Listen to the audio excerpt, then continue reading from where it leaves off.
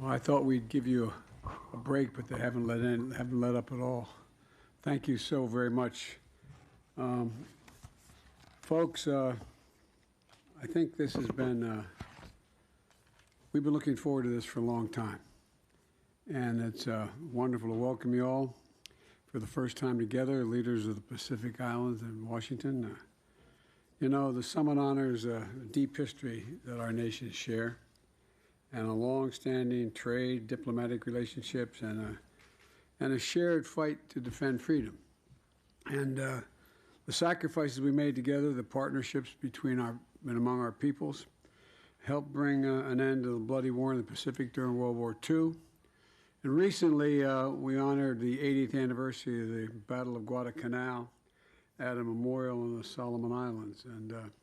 And today, security in the Pacific and for the Pacific Islanders remains as critical as ever to us, and I hope to you as well, to secure the security of America, quite frankly, and the world depends on your security and the security of the Pacific Islands, and I really mean that.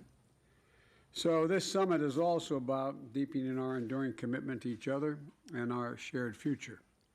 Our commitment to tackling the climate crisis, which threatens all of us.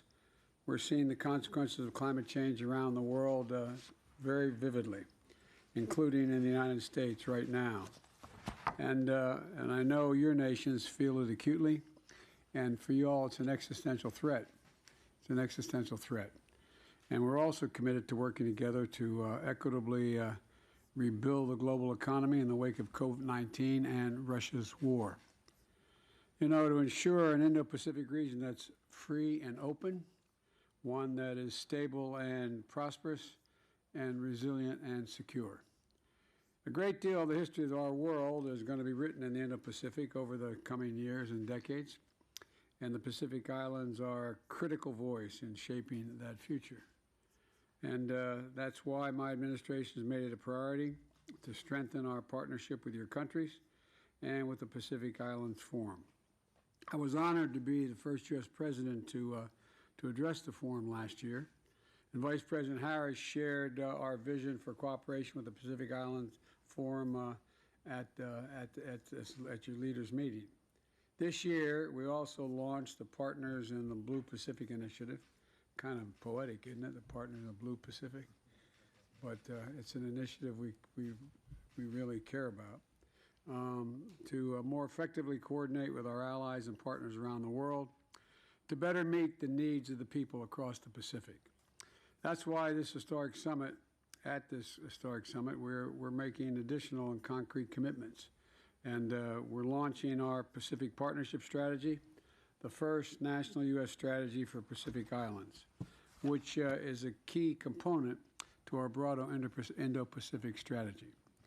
We're also announcing more than $110 million in expended U.S. programs to improve the lives of Pacific Islanders, which includes more than $130 million in new investments to support climate resilience and to build sustainable blue economies in the Pacific Islands, prepare for climate impacts on public health and food security, and to strengthen sustainable development, and also to build a better early warning capacity to predict, prepare for, and respond to climate hazards. This is going to build on approximately $375 million in climate programs we currently have in the region.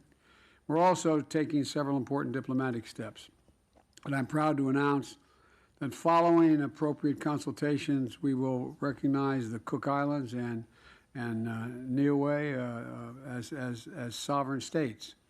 And we look forward to successfully concluding negotiations for a compact free association with three of our closest partners in the region, the Federated States of Micronesia, the Republic of the Marshall Islands, and the Republic of Palau. The United States is committed to consulting with all of you and engaging collaboratively at every turn, because it's very much in our interest as well as I hope yours. That's what this summit is all about. And with your permission, I'd also like to briefly address the shameless and transparent effort by Russia to annex parts of neighbor Ukraine. The United States, I want to be very clear about this, the United States will never, never, never recognized Russia's claims on Ukraine's sovereign territory. This so-called referenda was a sham, an absolute sham. The results were manufactured in Moscow. And the true will of the Ukrainian people is evident every day as they sacrifice their lives to save their people and maintain the independence of their country and in defense of freedom as well. Russia's assault on Ukraine in pursuit of Putin's imperial ambitions is a flagrant violation of the UN Charter and the basic principles of sovereignty and territorial integrity.